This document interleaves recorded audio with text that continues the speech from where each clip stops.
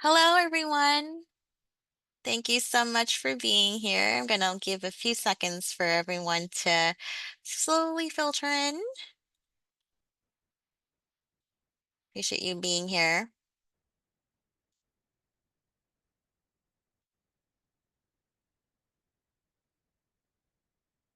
Right. Chantal, do you see that's recording on your end? Thank you so much. All right, we'll give it another couple of seconds. You want to start on time tonight. Appreciate you being here. Happy December, everyone. I hope you're staying warm wherever you are.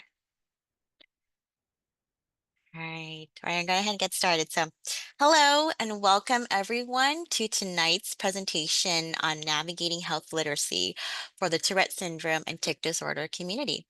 My name is Dao Duong and I go by she, her pronouns, and I am the Senior Manager of Community Programs here at the Tourette Association of America. I'm also joined by one of my colleagues, Chantel. Chantel, please introduce yourself. Thanks, Dal. Hi, everyone. My name is Chantel Campbell. I also go by she, her pronouns, and I serve as the manager for the Medical and Scientific Affairs Department here at TAA. I'm definitely excited to be here with you all, and we believe that this webinar will be a great resource for the community. So welcome, everyone. Thanks, Chantel.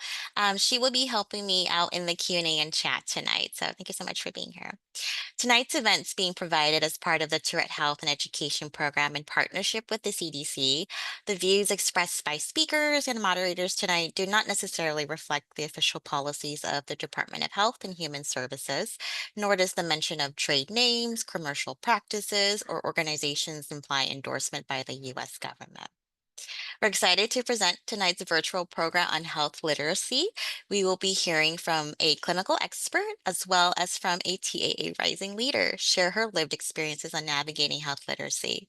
So after the presentation, we will be asking attendees to partake in a really quick survey to let us know what you thought of tonight's program. Tonight's session, it's made possible by support from the CDC. So not only is your feedback really important to us, but it also demonstrates to the CDC the value of content like tonight's. Thank you so much for that. A few housekeeping items before we start. Again, please remember to put your questions into the Q&A so we can capture those for later. You can also use the Zoom chat to share your reactions, comments, emojis, and or other resources. So with that said, I'm going to go ahead and introduce our wonderful speakers for tonight. Dr. Eman Rettig earned her doctoral degree in clinical psychology from Wright State University in Dayton, Ohio. She completed a pediatric neuropsychology residency at Dell Children's Medical Center and Dell Medical School at the University of Texas at Austin. She then went on to complete a pediatric neuropsychology fellowship at Cincinnati Children's Hospital Medical Center. Notably, Dr. Rettig was actually trained by TAA's very own Dr. Katrina Hermitat in CBIT. She has provided psychotherapy services using CBIT and habit reversal training to treat pediatric patients with tics, Tourette syndrome, trichotillomania, excoriation disorder, and other repetitive behaviors. Currently, Dr. Rettig works as a pediatric neuropsychologist at Children's Health Medical Center, Dallas, and also serves as an assistant professor at the University of Texas Southwestern. In her role at Children's Health, Dr. Reddick specializes in conducting outpatient pediatrics neuropsychology evaluations within the Center for Cancer and Blood Disorders. Dr. Reddick is very passionate about psychoeducation, health literacy, and strongly prioritizes meeting patients and families where they're at. This includes discussing neuroanatomy, brain behavior relationships, diagnoses, and treatment options. She also supports patients and families by advocating on their behalf and guiding them on how to advocate for themselves within our complicated health and school systems. So thank you so much, Dr. Reddick, for being here tonight. Next up, we have Brooks Wetzelberger. Hi, Brooks. Brooks was diagnosed with a tic disorder when she was 8 years old, then with Tourette syndrome formally at age 10. She and her family had to navigate through a time when science and knowledge on Tourette syndrome was not as expansive as it is now. Brooks went through training to become a rising leader for the TAA in 2019 because she knew she needed to have the courage to advocate for the proper care of individuals with Tourette syndrome. She wants individuals to feel comfortable and respected enough to self advocate, which is something that she and her family did not receive when she was first diagnosed. She wants to see the change continue as the years go on. Such a pleasure to have Brooks on. Thank you so much. And so before we launch into tonight's content, I'm actually going to pull up a quick knowledge poll to gauge our audience's knowledge before tonight's presentation, and we'll do it again at the end. So I'm going to go ahead and launch a pre-test poll. So give me one moment to set that up. And can I get a verbal affirmation from the team here, Chantel, if you can see it on your screens? Yes. Thank you, Chantel. All right, everyone, go ahead and take your time, answer the two questions here. The first question, medications slash pharmacological treatments, dot, dot, dot. A, do not cure tics. B, is a trial and error process. C, block destabilize dopamine receptors. Or D, all of the above. Question two, I have questions about my TA diagnosis and care. Who can I ask? Do you ask your primary care physician, pediatrician, your neurologist, a psychiatrist, health pediatric psychologist, or all of the above? Go ahead. And I want to try to shoot for all seven of participants on tonight's call to go ahead and take the poll. Thank you so much. Great.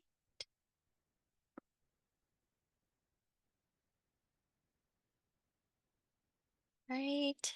Couple more seconds here.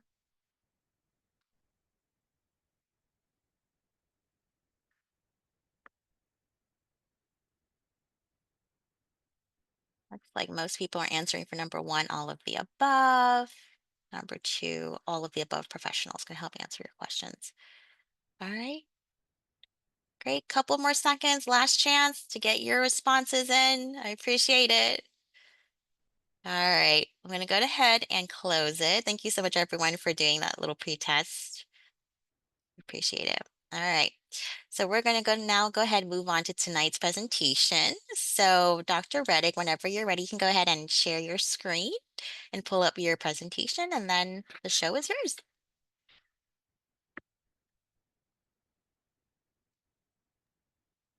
Thank you so much, Zhao, for that kind introduction. Can I get some confirmation that you all are seeing the screen that my mouse is on at the moment?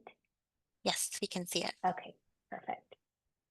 Okay, well, hello everyone. I am so honored to be here. Thank you to Dow and Chantel, the TAA for inviting me. I'm also so excited to have Brooke here with me. We're going to do this together. We got this.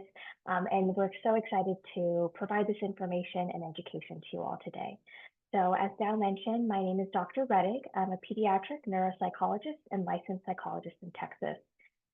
As you heard, I have background in doing intervention, specifically comprehensive behavioral intervention for tics, or CBIT.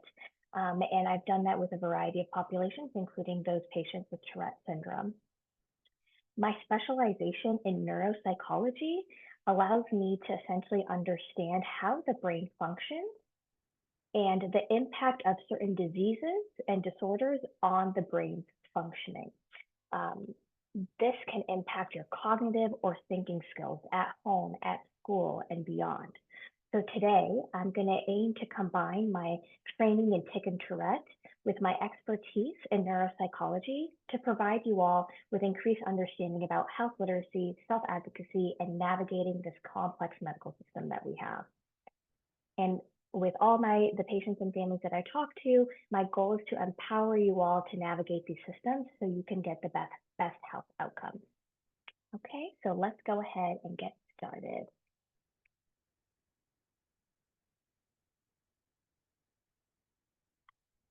All right, there we go. So just want to start with a disclosure statement. So I am a medical professional that's providing educational information during this presentation. However, I am not your personal healthcare provider, and the content that's shared today is for general education purposes only. So if you do have any questions or advice specific to your medical condition, diagnosis, or treatment plan, I highly encourage you to consult with your own healthcare provider. They're the ones that are going to have unique access to your medical history and are going to be best equipped to provide personalized care and information. Okay, so objectives for today. I will start by defining health literacy. Then we'll work on improving that health literacy by providing psychoeducation about tic disorders.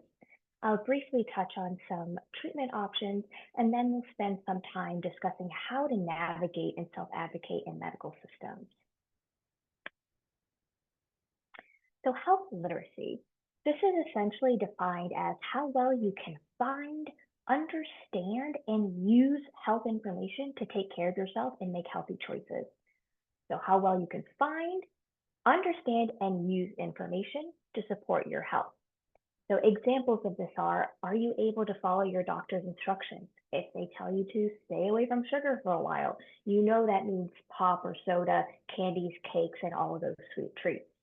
Or do you fully understand how to read a prescription label and know when to take the medication and how much to take of it? Thinking about digital health literacy, are you able to use and benefit from those digital communications like a patient portal to reach out to your team, ask them questions about your medications or side effects or appointments, and get the answers you need from that?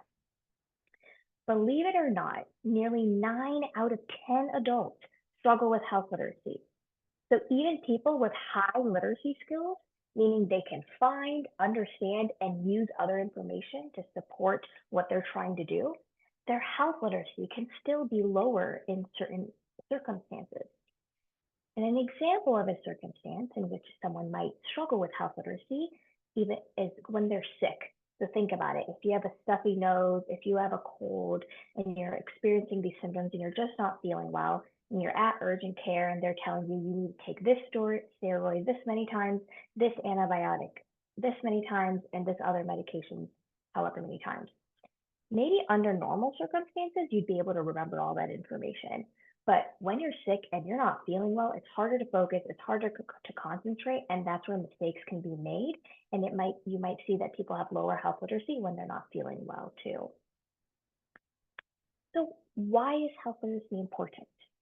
Well, poor health literacy can lead to poor health outcomes. So having a harder time understanding medical instructions can lead to poor management of your chronic condition.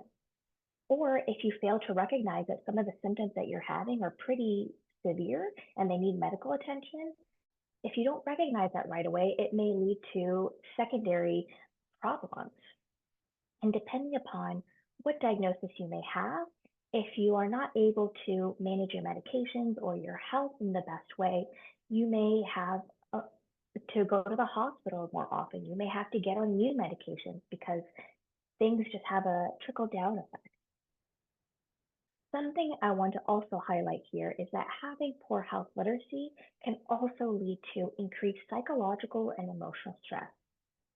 I don't have to tell you all this, but we don't need more psychological or emotional stress, right? So if we can do something that's preventative measures to increase our ability to navigate this complicated system in a better way, I think we should totally go for it. And as the individual with a tic disorder, you are the expert on you. This diagnosis is part of what you manage on a daily basis. So myself, everyone at the TAA, and your providers want to make sure that you're prepared to do that. And any parents or guardians that are in the session today, you all are the experts on what works best for your families. And that's why I'm so excited to be able to have this opportunity where everybody's here together, because improving health literacy helps you get the best outcome for you. Okay, so now that we have an understanding about health literacy, let's get into psychoeducation about tic disorders to further support your health literacy. This is a very broad topic that could have multiple lectures on it.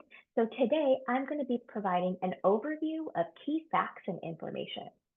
I'm going to focus on clinical definitions, diagnostic criteria, pathophysiology, functional implications, and some comorbid diagnoses.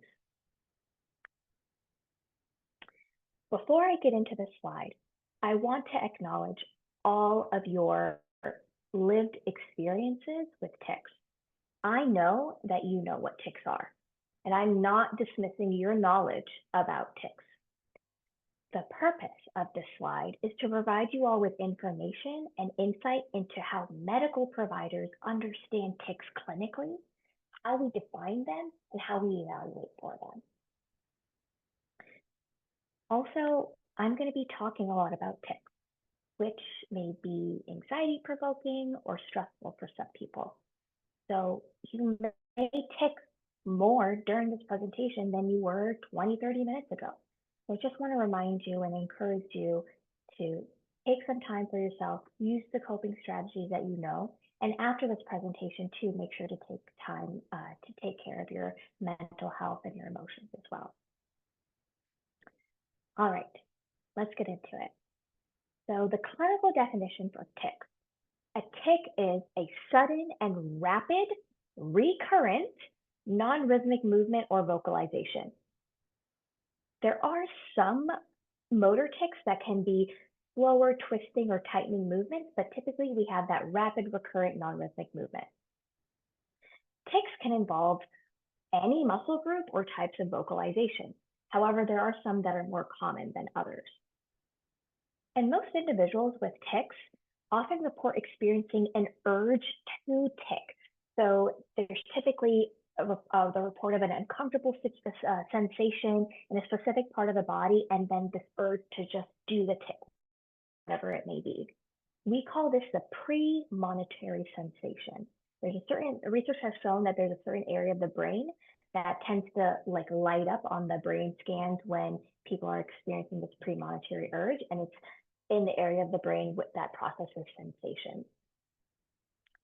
Generally, tics are involuntary. That means they're automatic, but some tics can be voluntary, meaning that you can control them or hold them in for a certain amount of time. Okay, this slide has a lot on it, so let's focus on the main things. There's types of tics can be categorized into simple and complex, and tics can be characterized into motor and vocal. So I'm going to put my cursor up here. You can have simple motor tics and complex motor tics. You can have simple vocal tics and complex vocal tics. The simple motor tics are going to be brief, repetitive, and only involve simple muscle groups. So this is the eye blinking, head jerking, facial grimacing, things like that. When you move to the complex motor tics, these are including multiple muscle groups, and they're, you could say, more noticeable. So this is more of a twisting and blinking at the same time, or jumping and things like that. In regards to the vocal category, simple vocal tics, again, repetitive, involving a brief, repetitive behavior, which can look like throat clearing, sniffling, coughing, grunting. When we go into the complex vocal tic category, here we see things that are a little bit more expansive. So repeating words, swearing, and repeating one's own words as well.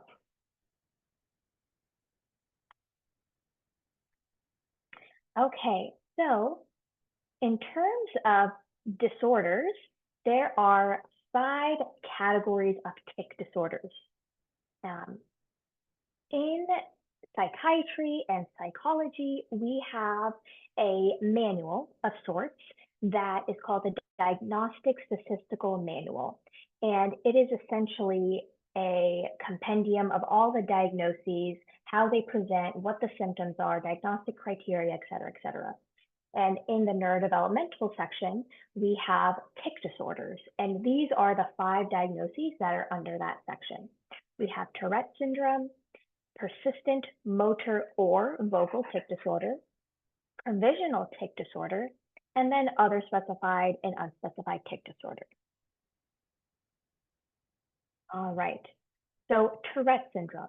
This is a chronic neurobehavioral disorder of childhood onset characterized by motor and vocal tics. Let's break down that sentence a little bit. Chronic, meaning it's lifelong. Let me get my pointer up here. Neurobehavioral, neuro meaning it involves the brain. Behavioral meaning what's going on in the brain is then evidenced by certain behaviors that the person exhibits. a disorder of childhood onset, so it typically begins between the ages of 4 to 6, that's characterized by motor and vocal tics. Typically, we see patients presenting with eye blinking and facial movement and motor tics coming before vocal tics. And similarly, we see more simple tics presenting before complex tics present. All right, a little bit more about the diagnostic criteria. So for Tourette syndrome, the individual has to have both motor and vocal tics. So both. You have multiple motor and at least one vocal tic that are present at the same time during the illness, and they last for more than a year. So this is some of the differentiating criteria of Tourette versus other diagnoses. In Tourette, you have motor and vocal tics that have lasted for more than a year. Additional criteria just talks about how tics wax and wane in frequency, that it has to start before age of 18, because if you start to have something that looks like a tic after the age of 18, we're going to think of some other diagnoses and etiology or cause that may be more likely. We also need to make sure that the symptoms that you're presenting with are not due to another medical condition. Like, is there something else going on in the brain that is causing the tic to start? Or is it truly a neurobehavioral or neurodevelopmental disorder? We also want to make sure this is not a side effect of something like a medication. Some medications may increase motor movements in people, and we want to make sure we're not just diagnosing someone with Tourette when they're actually just experiencing a side effect. The next disorder is persistent motor or vocal tic disorder. So this is different from Tourette because you have motor or vocal tics. You don't have both. You also have to have the motor or vocal tics lasting for more than 1 year, okay? And essentially the rest is similar. Provisional tic disorder. This is when an individual has a few or multiple motor and or vocal tics.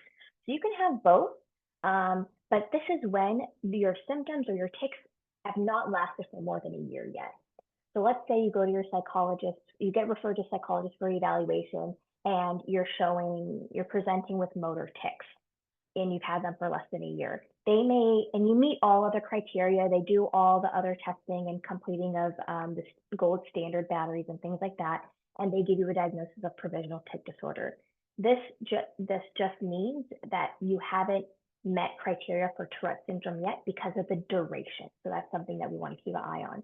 So as you continue to see that provider, you may then get changed to a diagnosis of Tourette syndrome. I wanted to bring Brooks in real quick. Is there anything you wanted to comment on regarding duration and changing of diagnoses?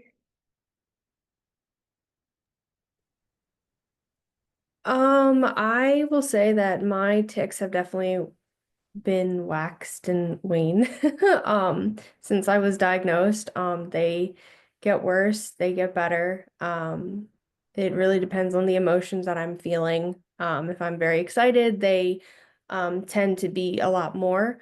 But obviously right now they are a lot because we're talking about it, and I have the urge to tick.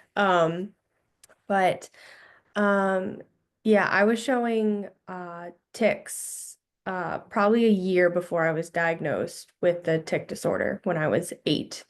And then obviously it went on until I was 10, and then I was diagnosed with Tourette syndrome. Thank you for sharing. That is a journey that some others can probably connect with. The multiple things that you highlighted. One, starting with one diagnosis and moving on to another, but also something you highlighted that's key and that we're going to get into when we talk about the brain is the emotion piece. How your tics can wax and wane based on your feelings and based on the experience that you're having, but also they can change based on where you are in your life. If you don't mind, did you have any changes in how frequently or intense your tics were at different ages in your life? Yeah, actually, I very specifically remember when I was first diagnosed, I almost had no tics. I had a lot of eye blinking. Um, and as I got older, that's when they got worse. High school, it was really bad. Um, High school, I had many tics. I had motor, vocal, for pretty much my entire high school career. And then, truthfully, when I turned 18, um, they got a little better. But for the past, probably, I think only maybe like 6 months right now. I'm actually not on any medication for my Tourette syndrome. They're still present and I still tic very much, but I've learned to be able to kind of ease them and kind of learn how to figure out how to make my brain like calm down, basically. That is incredible. I so happy you shared that. And that is kind of similar to the trajectory that we see with other patients too. They may present with a few tics, then there's a spike in the tics, sometimes around middle school and definitely around high school. And then there's this kind of like waning, it kind of goes down. So that is something that everybody experiences, and that's characteristic of this disorder. Um, you also mentioned something, yeah, I think in terms of being able to control your brain and help it calm down. When I was working with Dr. Hermitet, who's part of TAA, and she was my supervisor training me on CBIT, that we talked about three superpowers that patients with tic and Tourette have. And one was sensitivity, perceptiveness, and intelligence. So sensitive, meaning that individuals with tics, they're really able to sense other people's emotions and almost take on those emotions, and they feel emotions very strongly. And that can be great for being able to be empathic and connect with people. But sometimes if you feel that emotion so strong, then we see the tics that kind of, ramp up. From the perceptive perspective, that's just really being able to understand what's going on. That means individuals can be really good friends because they understand certain situations and how things play out. And then there is some literature in terms of the intelligence piece that some individuals can have higher IQs. Individuals with tic or Tourette have higher IQs as well. So those are some of the superpowers. And as you're highlighting that you've learned on your own to be able to manage your brain, I'm like, yep, you've got those superpowers for sure. So thank you so much for sharing that. Okay, the last two diagnoses, they're not on a slide just because I'm going to touch on them very briefly. Other specified tic disorder and unspecified tic disorder. The simply means the individual or the patient is showing symptoms and they're impacting their functioning, but we don't have enough symptoms to make a full diagnosis, or the setting that we're in is not really appropriate to make the diagnosis. So if you are seeing a psychologist at your primary care's office, or if your primary care or pediatrician is evaluating you for tics and you're reporting these symptoms, but they're not going to do this full evaluation, they may give you unspecified tic disorder and then refer you to a specialist for that full evaluation. All right. Okay, let's move to the pathophysiology of the brain, which is my favorite part because I'm a neuropsychologist. I love the brain. So let's talk about what pathophysiology means. It's essentially the study of the impact of disorders and diseases on the brain. So we want to understand how tic or Tourette impact the brain's functioning so we have more awareness, so we have better understanding and health literacy, so then we can make better decisions about how to manage our care, right? Before we get into that, we're going to review some neuroanatomy. So here are some images of the brain. Here you have the cerebrum. This is the cerebellum. You may think of this as helping you with balance, coordination, motor things. This is your brainstem. And then down here, it's not pictured, but this is where it would connect to your spinal cord. If you look at the brain, the cerebrum right here, ignore the cerebellum from below. Just the cerebrum, we kind of consider this to be a shape of a sphere. And if you look over here, you can see the brain is divided in half. We have a right hemisphere and a left hemisphere. That's how we classify and the terminology that's used when we're talking about the brain, okay? So right hemisphere and left hemisphere. We can also divide the brain into different sections called lobes. We have a frontal lobe, a parietal lobe, a temporal lobe, and an occipital lobe. Now, if we put the hemisphere category and the lobe category together, you will see that we have a right frontal lobe, a left frontal lobe, a right parietal lobe, a left parietal lobe, a right temporal lobe, left temporal lobe, and you can't see it, but like a right occipital lobe and a left occipital lobe, okay? Right here, just at the end of the frontal lobe is something called the motor strip. So there's a lot of brain structures here that play a role in processing, planning, coordinating, and executing motor movements regarding all parts of the body. And just so you know, the right side of the brain controls the left side of your body. The left side of your brain controls the right side of your body. Now, let's talk about what the brain is made up of. The brain is made up of cells called neurons. This is the cell body, which processes information. These are the dendrites. They're receiving information. And this is the axon, which is sending information. So for example, there's a neuron over here that's sending information. The dendrites receive the message. The cell body processes the message. The axon sends the action that needs to be executed to where it needs to go next. That's all that's happening in your brain. It's like one signal to one signal to one signal to one signal. It's a network, it's a circuit.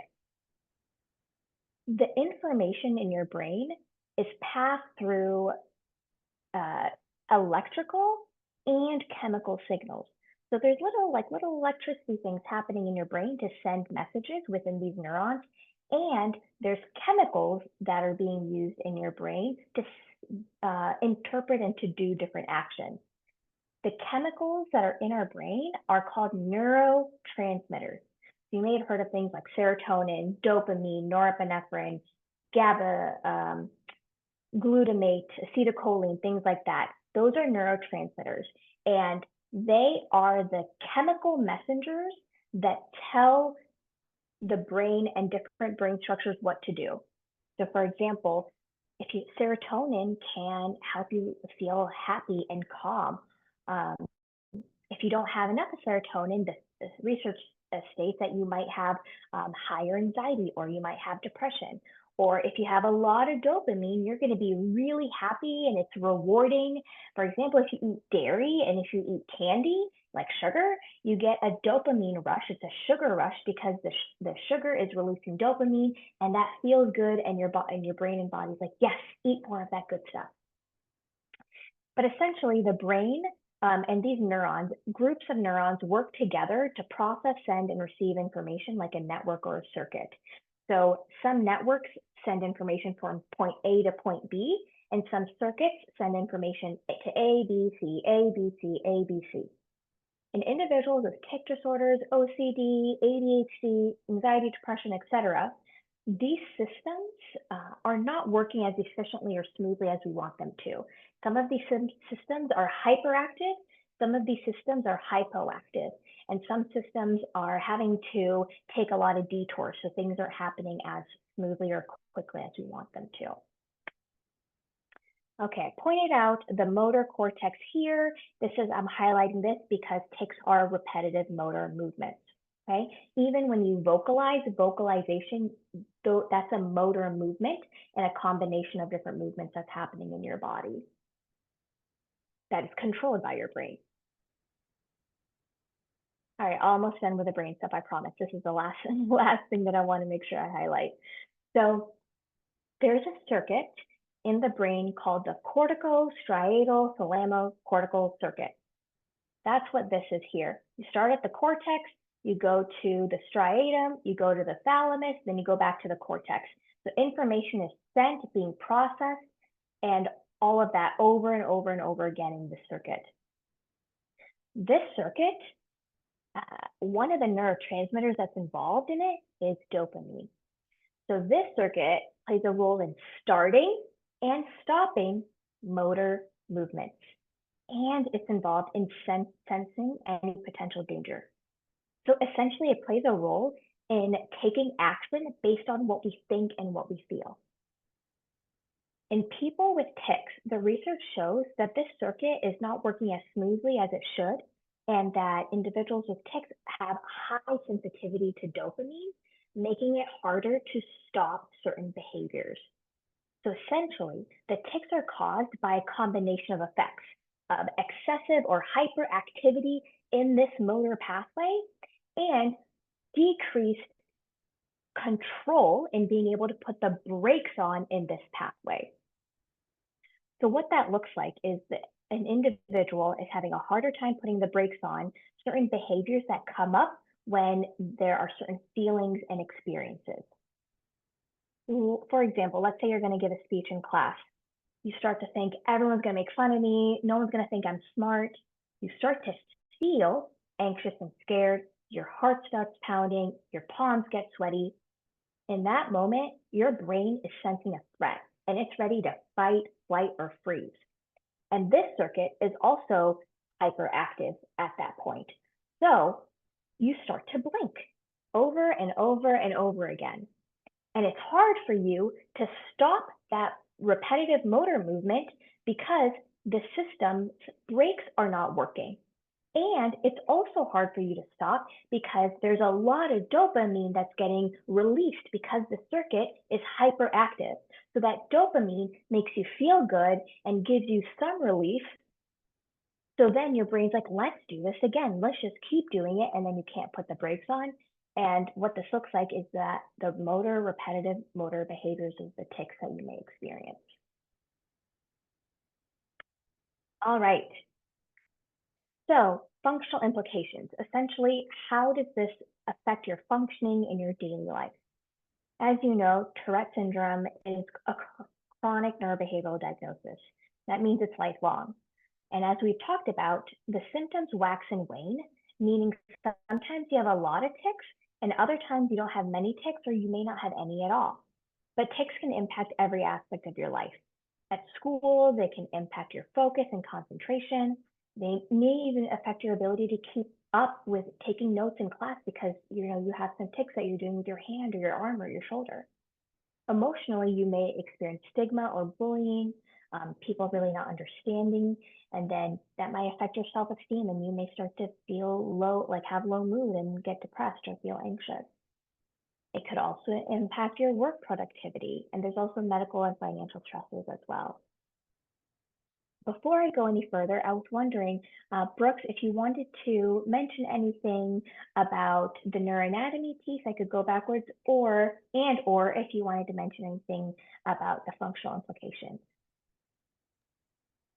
Definitely not about the brain because I that is not my forte, but I did want to share that for me, school was really tough. High school was tough, middle school was tough. Even college was tough. But one of the things that you said, Dr. Rettig, is that it can at school, it can sometimes like impact if you're writing or anything. Because of my tics, I would actually have really big troubles reading, and I still do have trouble reading, just because of my eye movement and my neck movement and my head movements. I lose my place very easily. So it impacted me in school with that. And at work right now, I actually work at a school right now, believe it or not. And one of the big things for that is keeping my tics at bay, because I work with middle schoolers, and we all know how, they can be judgmental. They can be, they kind of just say things that come to their minds. And so for that, specifically, work is really tiring, mainly again because I just have to basically hide my tics. And it's very draining. It's emotionally draining. It's physically draining. Um, but Tourette's really has impacted pretty much my entire life. But I have come out now being really strong with it and knowing who to tell, who not to tell, how to advocate for myself, when or if I need help with something. Um, and it just, knowing who to ask and what to ask and how your brain functions, that has helped me as well. And that's really all I want to be able to tell and help and just put out there so that everybody knows about it. Absolutely. And you are so brave and courageous for being here. And, this is also a selfless act. You're putting others first, and you're sharing what you have learned along the way. And you've had to pave your own way, which is it's really difficult. But like you said, you're resilient, you're strong, and you're doing this amazing work now. And I'm so happy that the TAA community has you for sure. But I also appreciate hearing the impact on school. So when we get to the portion in terms of navigating, if you are working with a medical provider or psychologist, there are things that you can ask for to see, can we get certain accommodations like audiobooks, or can we get the text audio so you can listen instead of have to read, whatever there might be to support students in with their academic skills. Okay, look here. Okay, briefly on comorbid diagnoses. Let's see. There we go. So comorbid diagnoses are the ones that most often present at the same time with another diagnosis. So the most common diagnoses that we see an individual have in addition to Tourette syndrome are attention deficit hyperactivity disorder, ADHD, or obsessive compulsive disorder, or OCD. And it's not surprising when we look at the neuroanatomy, how the brain is functioning in individuals with ADHD and OCD. There are similar networks involved that are not functioning as efficiently as we would like them to. There's certain neurochemical pieces that are involved that are also not at the levels that we may want them to be at. So it makes sense from a brain perspective and how things are functioning, why those often pop up. I do want to mention we also see increased risk for these individuals having anxiety, depression, executive problems. That's your executive skills, being able to plan, control, control your impulses and things like that. Sensory issues, sensory sensitivities, disruptive behaviors, developmental disorders, and learning difficulties as well. Brooks, anything you wanted to highlight here? Yeah, one thing I wanted to add, because I feel like some people also might be going through this or are kind of, confused or whatever, but I actually don't have the comorbid diagnosis, the most common ones. But I have been diagnosed with depression and anxiety. And I was diagnosed when I was in high school, I believe. And that is something that I've struggled with to this day. Anxiety it's like all day, all day, every day. I've been able to really get a handle on my depression. Um, that's doing really well today, but the anxiety is still very much alive. But I just want other people to know that, like, yes, there are common morbid diagnoses, but not everybody has those common ones. I don't have ADHD or OCD, but I do have the other things that could happen with Tourette's. Thank you so much for sharing that. Okay, so briefly on some treatment options. Typically, patients and families will seek out medications or pharmacological treatments when the tics are painful or they're disruptive to the patient's life. Daily life, like at school. So when tics start to cause muscle pain or headaches or are getting in the way of being able to learn in school. What I do want to highlight about the medications is though they do not cure tics. They mainly improve symptoms in people who have moderate to severe tics. And finding the most helpful medications is definitely a trial and error process. Every brain is different, every brain functions differently. And no medication works for everyone. The FDA has approved certain medications for tics, like Haldol and Abilify, and those medications actually work by blocking or stabilizing the dopamine receptors that we talked about that are sensitive and a little bit hyperactive. And it's important to work with a doctor or a physician that is well versed and knowledgeable about your medical history, because let's say you have ADHD and Tourette syndrome. Typically, the first line ADHD medications increase dopamine. So the person who has Tourette syndrome might have increased tics because of their ADHD medication. Now, is that something like thinking about from a cost benefit analysis, is that something that you're willing to have to manage your ADHD, or would you want to try another medication? But just knowing that ahead of time can help you make an informed decision about your healthcare. Briefly on non-pharmacological treatment, this is the behavioral intervention, psychology interventions that we use. And the most research-backed intervention is comprehensive behavioral intervention for tics, or CBIT.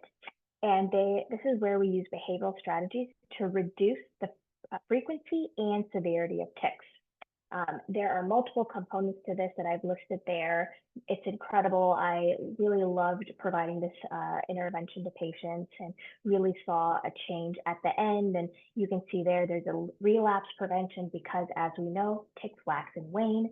So when they tend to increase for whatever reason, there are some sessions at the end that help you know what skills to use and where to reach out to if you have that relapse that happens with tics. Brooks, I wanted to call you in and see what your thoughts were here. So I'm not going to say too much on CBIT because while I did go through it, and it did help, I do remember that. It was a very long time ago, so I do not remember really a lot of it. But I do want to touch on that I do have headaches. I have neck pain, I have back pain, I have shoulder pain. Like my eyes are just so tired most of the day. So that's definitely real. It's definitely there for me. And I like I said before, I'm not on any medication right now, but growing up, I have probably been on a dozen different medications. And I was fortunate enough not to feel any side effects of those medications. But there were some that helped my tics. There were some that really didn't. There were some that actually made my tics worse.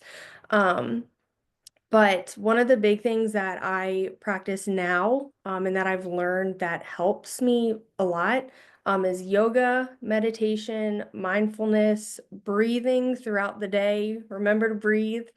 And working with middle schoolers, that's something that I really have to, basically work into my day, is that I just have to make sure that I'm breathing, that I need to take a second for myself when I do feel myself get excited or happy for the kiddos, or, whatever I may be feeling, that trigger my tics. I just have to make sure that I take a step back for myself and really just, again, take a breath and calm down. That is so important for everyone to hear. One, that there are, you might need to be on other medications, but two, that you are using these strategies to manage on a daily basis. I love that. Personally, I'm trying to meditate multiple times throughout my day so that I am ready to go and energized and I can focus on my next patient and give them my full attention. I think it's an incredible strategy. There's research backing how helpful it can be in terms of increasing your attention, your concentration, memory, and your overall mood. And when you're in a better mood, you can kind of slow things down in a really fast-paced world. So I'm so impressed that you're doing that and happy that it's working for you. All right, so let's get into the last section, which is navigating and self-advocating in the medical system. Okay, so I'm going to use a who, what, where, when, why approach to navigating and self-advocating in medical systems. That helps me kind of organize information and it provides a nice template or decision tree for us to go through. So starting with who do you ask questions about your diagnosis, about your symptoms or treatment or test results? Well, you can ask your medical team. Who's on the medical team? You might have one of these doctors, or you might have a combination of them. Who are these providers? Like, what do they do? Well, let's get into that. So a primary care physician or a pediatrician, they've attended medical school, also known as graduate school, and earned a medical degree. So you might see MD or DO after their name. Your primary care physician is focusing on a wide range of health issues. They're trying to prevent any health concerns, and they're treating common illnesses. A pediatrician is essentially like a primary care for babies through young adults, and they also focus on growth and development and nutrition to make sure children and patients are meeting those milestones that they need to. So these doctors are going to have a general knowledge of tic and Tourette, but they're not your tic and Tourette specialists. Moving to a neurologist and a psychiatrist, excuse me. So they've also attended medical school and earned their medical degree. But specifically, the neurologist is specialized in diagnosing, treating, and managing central nervous system disorders. So essentially anything that involves the brain and spinal cord. So a neurologist patients are going to be those with epilepsy, migraines, or cerebral palsy, and maybe even tics too. So the neurologist is a specialist for diagnosing and treating tics with medication while also managing other neurological conditions. So maybe you see a neurologist if you have epilepsy and tics, for example. The psychiatrist is specializing in diagnosing and treating and managing mental health disorders, primarily using medication. Some might do some brief therapy as well. So your psychiatrist is a specialist for diagnosing and treating tics with medications while also managing other mental health conditions. So you may go to a psychiatrist if you have anxiety, depression, and tics, for example, or ADHD and tics, or only tics. Then we have our psychologists, or they might be called a pediatric psychologist or a health psychologist based on what setting you're in. They've also attended graduate school and earned a doctoral degree. You may see the letters PhD or PsyD behind their name. A health psychologist does a lot of things, and I know the most about them because I'm a psychologist too, right? But they focus on psychological and behavioral and social factors that affect health and well-being. They're really focused on the connection between mental health and physical health, and even coping with chronic illnesses and managing pain and medication adherence. So you might go to a health psychologist if you have diabetes and tics, and maybe they're helping you with being more adherent to your diabetes medication regimen, and they're helping you with your tics and how to manage your anxiety so your tics aren't really, really high. And then maybe you have chronic pain in your neck and shoulders from the tics that you're doing, so they're also helping you with pain strategies, management strategies, and relaxation techniques like progressive muscle relaxation or something like that. So they are essentially diagnosing and treating mental health and neurodevelopmental disorders using research-based cognitive, physiological, and behavioral interventions. So the health psychologist is a specialist for diagnosing and treating tics with behavioral, non-medication-based interventions, and they can also treat other mental health and neurodevelopmental disorders and diagnoses. Okay, so that's the who. Moving on to the what. What can I ask my primary care or pediatrician? You definitely want to voice your concerns to them and say, hey, I've been doing this over and over again. What's going on? Or I have pain in my neck, and then I have pain in my neck because I feel like I need to turn it a lot when I get anxious or whatever it is. Voice your concerns and then ask for a referral to a specialist. That could be a health psychologist to start because they'll do a full evaluation. Or if you have, maybe you could see a neurologist too. There's some that specialize in tic and Tourette. But of course, if you have an existing medical condition that affects the brain's functioning, you could also see the neurologist there. And then, like I said, psychiatrists, if you have a mental health diagnosis, you could also see them for evaluation of your tics too.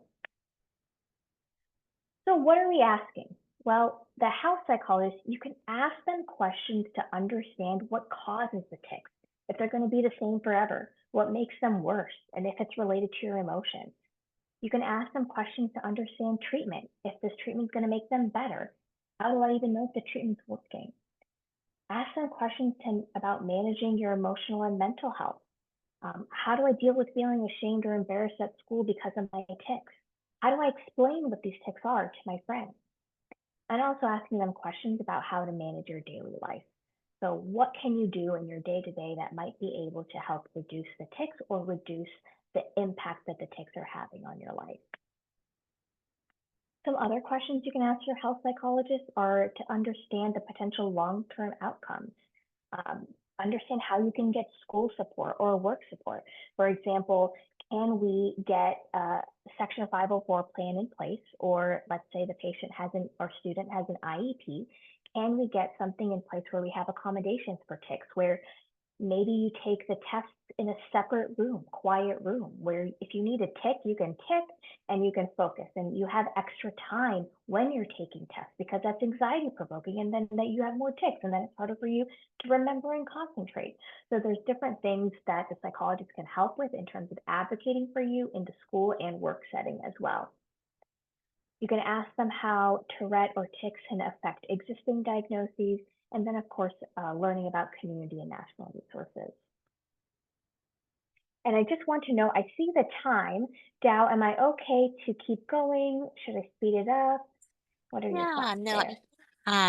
we are set to finish at 8 p.m. Eastern, but I think if it's okay with the speakers tonight and the audience, we can go on for another like 5 to 10 minutes past the hour. That's okay because I do want to make sure we get through tonight's content, and I just love hearing Brooke's lived experience piece as well. So if that's okay with audience members, you can stay on for a bit longer, like 10 minutes, but if we understand if you have to jump off, but there will be a recording of this webinar available later. Thank you. Thank you so much. And before I get into the neurologist piece, I wanted to ask Brooks what your experience has been like based on some of the things that I'm sharing in terms of who to ask questions and what questions that to ask the medical professionals. Yeah, when I had, when I was first diagnosed, we really didn't know what to ask or who to go to. My mom actually talked to my pediatrician when I Mm-hmm. was first diagnosed, and she recommended Dr. Harvey Singer. He's based out of Johns Hopkins here in Maryland, where I am. Um, sorry, if you hear chiming, that's my clock. I apologize. But you know, th really the only thing I can say about this is that I we didn't know what to ask, and that was Mm-hmm. the big roadblock, I guess, for a lot of things for me and my mom and dad. We didn't know who to ask. There weren't a lot of communities back then. There weren't a lot of resources to get. I had no idea about the TAA, neither did my parents. But it has come a very long way. And now I do feel like I have a community at the TAA. It's kind of funny though, because I have not met anybody like near me who has Tourette syndrome. So like I've met people at the TAA obviously who have Tourette's, but none of my peers or my coworkers, colleagues, family, friends, whatever, like nobody has Tourette's. Um, and I always thought that was kind of interesting. Um, Mhm. but yeah, it was just not knowing is the worst part. Not knowing who to ask, what to ask is the worst part. But again, it has come such a long way. And I love that we're doing this webinar and there's resources now. There's stuff on Facebook, stuff on Instagram, like there's stuff everywhere now. So Yeah. yeah, it definitely has come a long way and I love it. That's amazing. And regarding the neurologist piece, what questions to ask them? You can ask them questions about the diagnosis, something like, are these long term? Are they're gonna be neurological issues? But even understanding treatment. And Brooks, you had mentioned that you were on medications and um, you didn't necessarily have side effects, but those are questions that it's important to ask too. How are these medications going to affect me in the long run? How are they going to affect my mood and sleep? Um, what's going to happen? Is it going to affect me in terms of driving? Am I going to have to be cautious there? So based on kind of what I'm sharing so far, in terms of these questions, and I'm going to go to the psychiatrist page, in terms of these questions as well, what are your thoughts on these types of questions? Like, do you think they would have been helpful for you at the time? Are these the types of things that you were wanting to know about? Yeah, absolutely. When I was younger, not so much. But as I got into high school, there was definitely things that I wanted to know. Because I was trying to make friends. Mhm. I was trying to take a test in a classroom full of high schoolers, and I was ticking, and that's Mhm. embarrassing. So all of these questions, like I wish I had thought of, and I wish my parents had thought of, at the time. So these are just really good questions on how to get, or how to get the resources and the help for your Tourette's.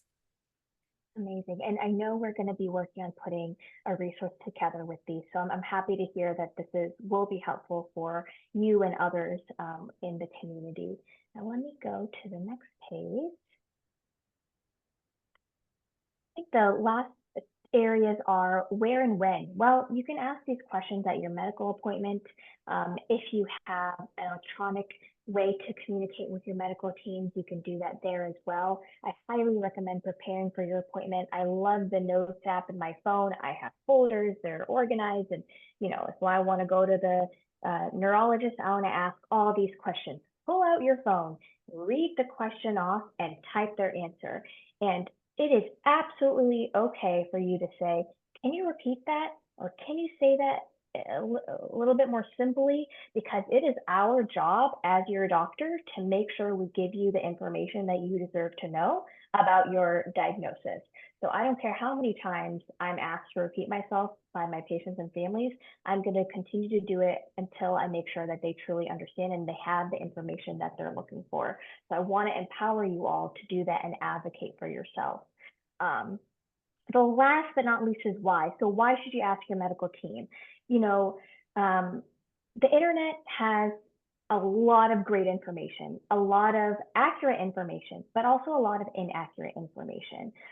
So it's terms of reliability, I would caution you in terms of relying on that as your only source and really guides you towards your medical professionals who have done, their homework essentially and gotten the training and they're seeing patients like you every day.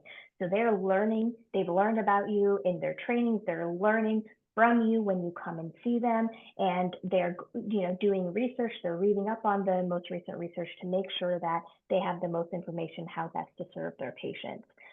Also, your medical professionals and doctors have an ethical duty to protect you.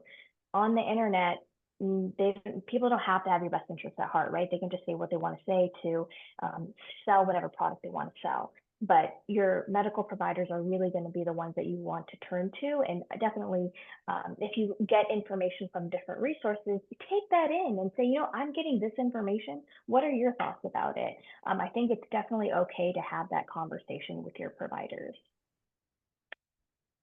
All right. Well, I apologize for going over, but I really appreciate everyone's time. And Brooks, your contribution's incredible. Are there any questions for us? Yes. Thank you so much, Dr. Rettig and Brooks, for that really just wonderful presentation, both didactic and that storytelling piece. And so I'm just looking through our Q&A right now, and we did have one question come up from our audience members here. It says Jacqueline's asking, how frequently should someone with TS follow up with their neurologist? So maybe like the cadence of check-ins. Dr. Rettig, you want to take this one? Yeah, that's a great question. My first answer is going to be that is a great question for your neurologist. Okay. I can I add when you're Oh, done, Dr. yeah, Reddick? yeah, yeah. Yes, yes. Yeah. Sorry, I thought that was attendee. So number one, I would ask your neurologist, how frequently do I need to be following up with you and why?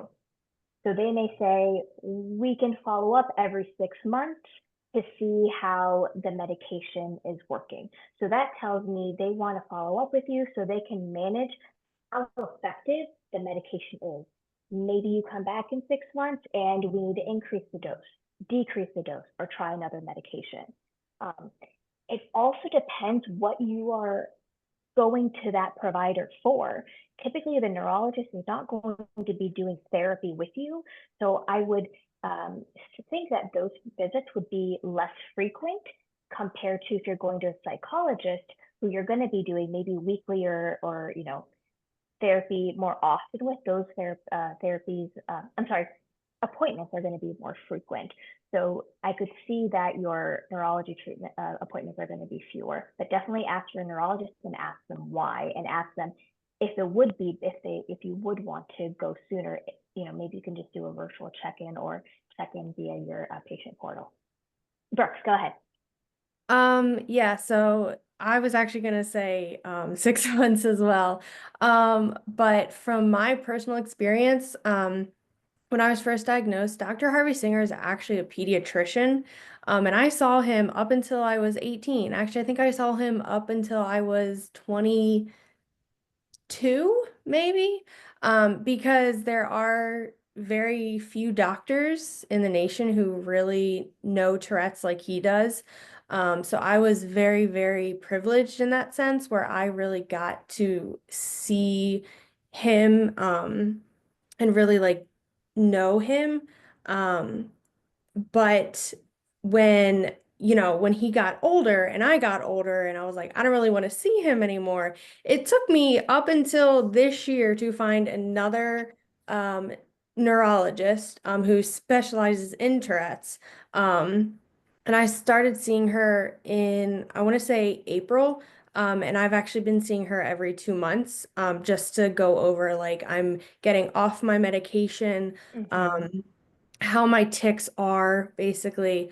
But I also think it depends on the person. I think if you feel as though you need to go back every 6 months, go back every 6 months. But if you feel as though you're okay and you want to go back once a year, go back once a year.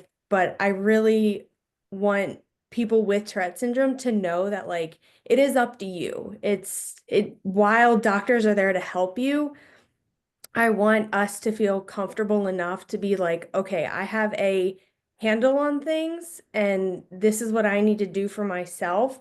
But doctors are there to help you, absolutely. But like I said, I just want us people who have Tourette's to just be comfortable with themselves Mm-hmm. and really know their bodies and their tics very, very well. And I think that's what I've accomplished at my age at this point, is that I don't have to go back and see her every 6 months or, e- every 2 months. Like, I think I saw her, was it December? I think I saw her 2 months ago. And I was like, you know what? I'm okay right now. But if I have any questions or concerns, I will get in touch with you. So again, self advocating is a big thing for me, and I just really want people to know that you are your own person. So that's all. Oh, I love that. Thank you so much for answering that question. And Amy from our audience actually said, thank you so much for this webcast. It's been so helpful to myself and my family. My son, who is 10, was watching. Brooks is so Oh, inspiring. I love the story sharing, helps us to know what life could be like, and just hearing her experiences help us. So thanks, Brooks and Dr. Rettig, really for being here and to share that both of your expertise, right? On Tourette syndrome. And so I know we're getting past kind of the 10 minutes. So Dr. Reddy, if you don't mind moving on to the next slide real quick so we can go to that QR code at the end for evaluation. I just want audience members to have a chance to fill out this survey. You can snap the quick code with your phone and take a few minutes to do that. Or after tonight's session, we really want to see your feedback. And just like how Amy shared in the Q&A, we value that feedback. And if you'd like to hear more on this topic, please let us know because I know everyone's going through the individual healthcare literacy journey, and we want to be able to support that. And I know there was a request for those questions to ask the different healthcare providers. So what we'll do is we'll work with Dr. Reddick and Brooks to put together that resource for attendees and anyone who registered for tonight's event as well. So you can have that. All right. So we hear you and we want to make sure that is available to you. All right.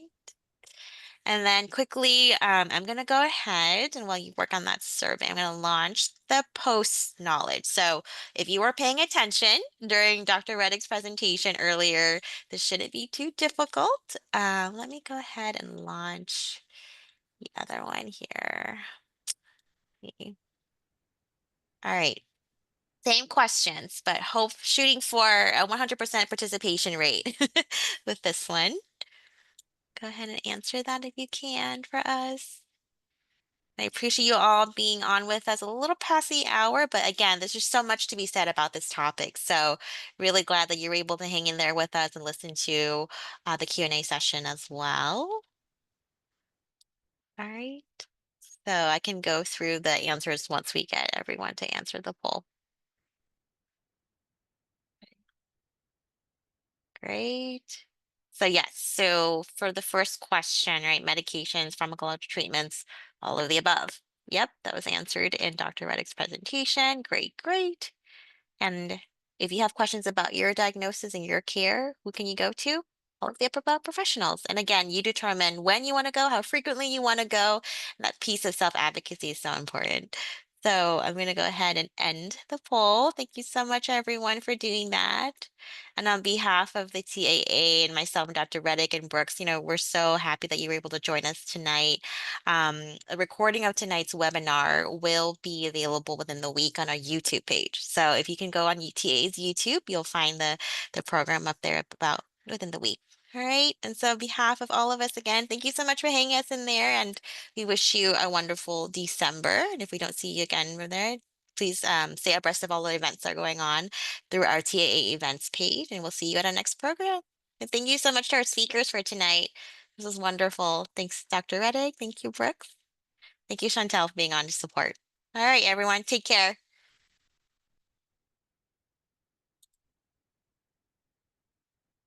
I'm going to stop the recording.